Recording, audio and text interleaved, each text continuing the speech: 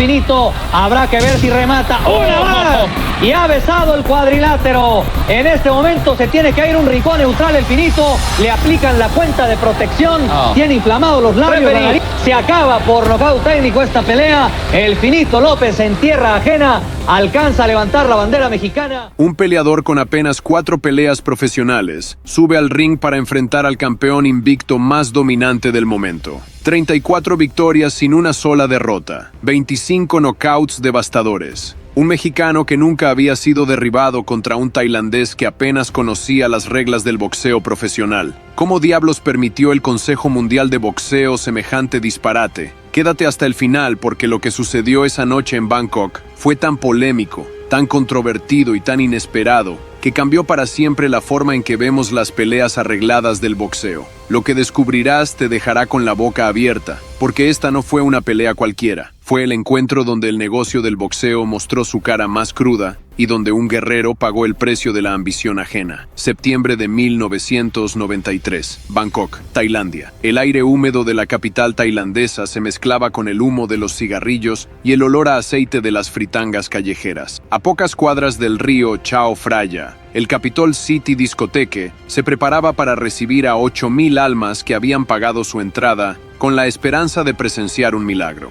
No era un simple combate de boxeo, era un acto de fe nacional. Era la oportunidad de que Tailandia, una nación con hambre de reconocimiento en el boxeo internacional, pudiera arrebatarle el título mundial a uno de los mexicanos más temibles de la historia. Toto Pongsawang era su nombre, Chamlong Tamwiyot en su partida de nacimiento, pero el mundo del combate lo conocía como Toto. A sus 23 años, este joven había conquistado el mundo del Muay Thai. Había derrotado a leyendas vivientes en los estadios de Lumpini y Rajadamner. Su récord en el arte de las 8 extremidades era impecable. Knockouts con codos, rodillas que quebraban costillas, patadas que sonaban como disparos. Pero el boxeo era diferente, completamente diferente. Y su récord profesional en el deporte del pugilismo era risible para los estándares internacionales. 4 peleas, 4 victorias, 3 knockouts. Eso era todo. 4 peleas contra oponentes locales cuyos nombres nadie recuerda. Y ahora, increíblemente, estaba a punto de enfrentar a Ricardo Finito López por el Campeonato Mundial de Peso Mínimo del CMB. ¿Cómo llegó Toto a esta posición? La respuesta está en los planes de expansión del Consejo Mundial de Boxeo. A principios de los 90,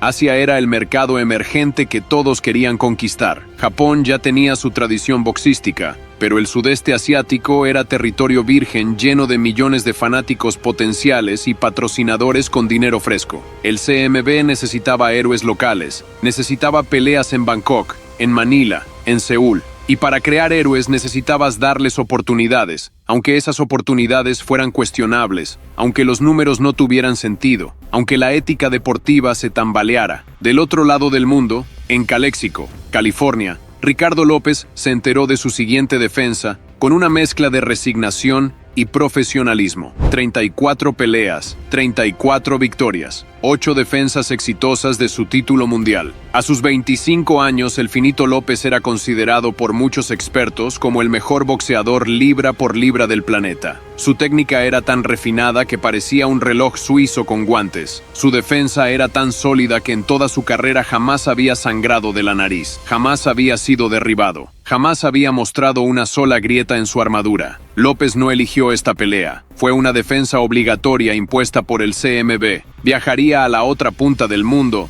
enfrentaría a un peleador con 4 combates profesionales, en su país, frente a su gente, con árbitros y jueces que el mexicano nunca había visto. Pero Ricardo no se quejó. Los campeones no se quejan. Los campeones hacen su trabajo sin importar las circunstancias. El día del pesaje fue revelador. Toto Pongsawang llegó al gimnasio con el rostro demacrado, los ojos hundidos, los labios agrietados. Testigos presentes reportaron que tuvo que escupir 2 veces antes de subirse a la báscula porque su boca estaba completamente seca. El corte de peso había sido brutal, 104.9 libras, justo en el límite. Su equipo lo abrazó como si hubiera ganado la pelea ahí mismo. López, por el contrario, marcó 103.9 libras con la tranquilidad de quien ha hecho esto docenas de veces, sin drama, sin sufrimiento, simplemente profesional. Las horas previas al combate transcurrieron con una tensión eléctrica. En las calles de Bangkok, Los vendedores ambulantes ofrecían banderas tailandesas con el rostro de Toto impreso. Los bares estaban repletos de fanáticos viendo las repeticiones de sus mejores knockouts en Muay Thai. La televisión nacional transmitía especiales sobre su vida, su entrenamiento, su familia.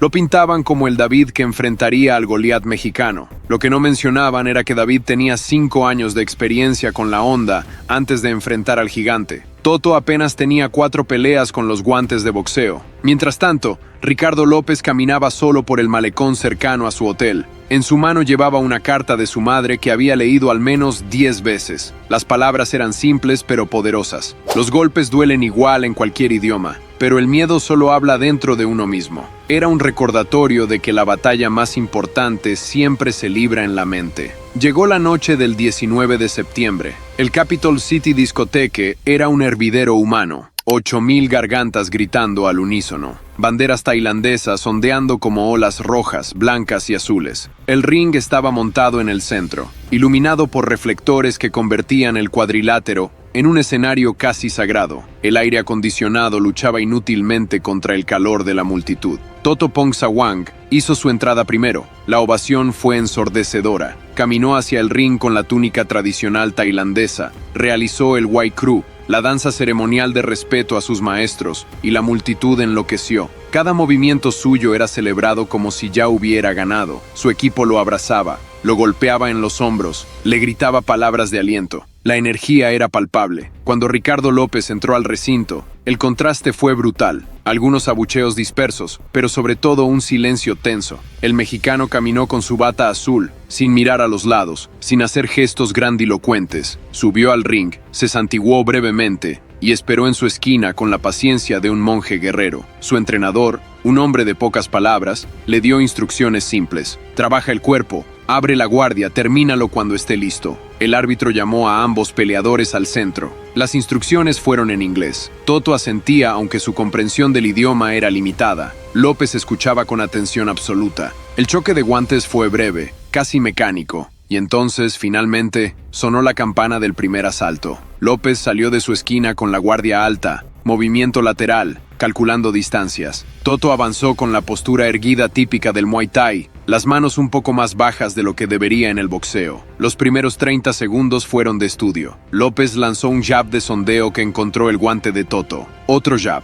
otro más. El mexicano estaba midiendo, cronometrando, como un depredador observando a su presa. Toto intentó responder con una combinación de 1-2, pero sus golpes cortaron el aire vacío. López ya no estaba ahí. Se había deslizado hacia la izquierda con un movimiento de pies tan sutil que parecía levitar. Y entonces vino el primer golpe significativo, un gancho al hígado que hizo exhalar audiblemente al tailandés. La multitud enmudeció por un segundo. El primer round continuó con López estableciendo su dominio. Jab tras jab encontraba el rostro de Toto, una derecha al cuerpo, otra al rostro. El tailandés intentaba cerrar la distancia, buscando el combate cuerpo a cuerpo donde se sentía más cómodo, pero cada vez que lo intentaba, López lo recibía con un uppercut o se escapaba con un paso lateral. El control del mexicano era total. Campana del primer round. Toto regresó a su esquina respirando pesadamente. Su equipo le gritaba instrucciones en tailandés, le echaban agua, le masajeaban los hombros. López, en contraste, se sentó tranquilamente, tomó un sorbo de agua y escuchó a su entrenador con calma absoluta. Round 2. López salió con más confianza. Comenzó a trabajar el cuerpo de Toto sistemáticamente. Gancho izquierdo a las costillas flotantes, recto de derecha al plexo solar.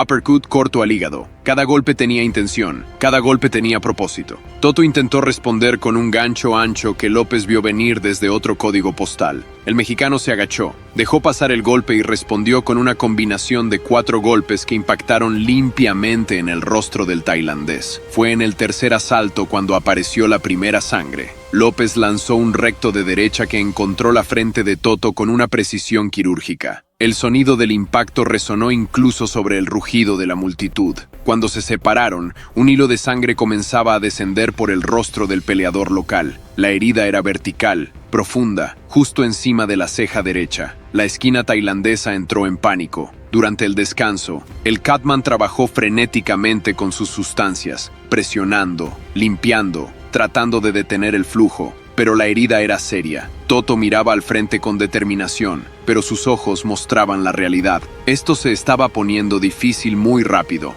Round 4. La sangre seguía fluyendo. López, como tiburón que huele sangre en el agua, comenzó a apuntar específicamente a esa zona. Su estrategia era clásica: abrir la herida, hacerla sangrar más, forzar una detención técnica. Jab tras jab encontraba la ceja abierta. Toto trataba de cubrirse, pero los golpes pasaban su guardia como si no existiera. Y entonces, en un momento de valentía desesperada, Toto conectó. Round 6. Un gancho izquierdo al hígado que hizo retroceder a López 3 pasos. El Capitol City explotó en celebración. Por primera vez en toda la pelea, el mexicano había mostrado una reacción. Por primera vez, parecía vulnerable. Pero la vulnerabilidad duró exactamente 5 segundos. López recuperó su compostura, asintió ligeramente como reconociendo el buen golpe, y volvió a su trabajo metódico. Combinación al cuerpo, uppercut, gancho, recto. Los golpes llovían sobre Toto como monzón tropical. Round 7. La lona comenzaba a mostrar manchas rojas. La sangre de Toto goteaba constantemente. Su rostro era una máscara carmesí. Los comentaristas mexicanos, transmitiendo vía satélite para los madrugadores en México,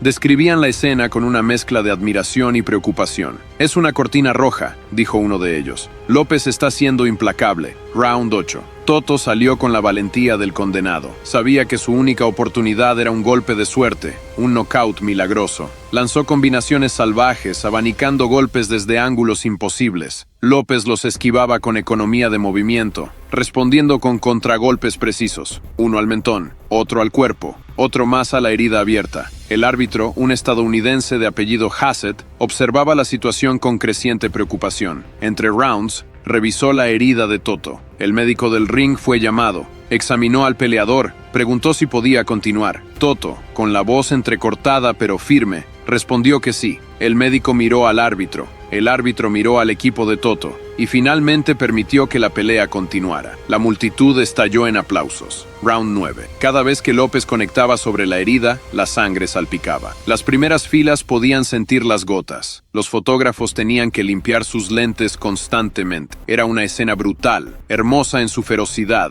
terrible en su inevitabilidad. Toto, mostrando un corazón de tamaño imposible, seguía adelante. Sus golpes ya no tenían el poder de los primeros rounds. El corte de peso extremo, la pérdida de sangre, el castigo acumulado, todo estaba pasando factura, pero seguía lanzando golpes, seguía moviéndose, seguía peleando. Round 10. López podía haberlo terminado en cualquier momento. Tenía el poder, tenía la precisión, tenía la oportunidad, pero había algo en la valentía de Toto que demandaba respeto. El mexicano continuó su trabajo técnico, dominando cada intercambio, ganando cada segundo de cada minuto, pero sin buscar la brutalidad innecesaria. Llegó el round 11. Ambos peleadores sabían que este podría ser el último. Toto salió de su esquina por 11ª vez, el rostro irreconocible, los ojos casi cerrados por la hinchazón, la sangre fluyendo libremente. López salió con determinación renovada. Era hora de terminar esto. Los primeros 40 segundos del round 11 fueron de dominio absoluto. López conectó un jab, luego otro, una derecha recta, un gancho de izquierda. Toto intentaba cubrirse, pero sus brazos respondían en cámara lenta. Y entonces vino el golpe final. López lanzó un derechazo perfecto, técnicamente impecable, con toda la potencia de sus 103 libras detrás. El puño encontró exactamente la herida abierta sobre la ceja de Toto. El impacto fue tan violento que la sangre no solo salpicó, sino que literalmente roció la primera fila. El lente de la cámara principal quedó manchado. El fotógrafo del ring tuvo que limpiarse el rostro. Toto tambalea. Sus piernas ya no respondían. El árbitro saltó inmediatamente separando a los peleadores. 2 minutos con 30 segundos del round 11. El árbitro hizo la señal de detención técnica. Ricardo Finito López había defendido exitosamente su título por 8ª vez. 35 victorias, 0 derrotas. El campeón abrazó a Toto, le dijo algo al oído que nadie más escuchó y alzó los brazos sin celebración excesiva. Toto, atendido por su equipo y el médico, recibió una ovación atronadora del público tailandés. Había perdido la pelea, pero había ganado el respeto eterno de su gente. La controversia explotó en los días siguientes. Periodistas deportivos de todo el mundo cuestionaron la decisión del CMB de permitir que un peleador con solo 4 peleas profesionales desafiara a un campeón invicto. Se habló de corrupción, de decisiones comerciales sobre decisiones deportivas, de cómo el negocio del boxeo a veces sacrifica a los peleadores en el altar de la expansión de mercado. Chicos, necesitamos que te unas al equipo para llegar al KO de los 100,000. Cada suscriptor es un golpe hacia la victoria. Dale a suscribir y activa la campanita. Muchas gracias.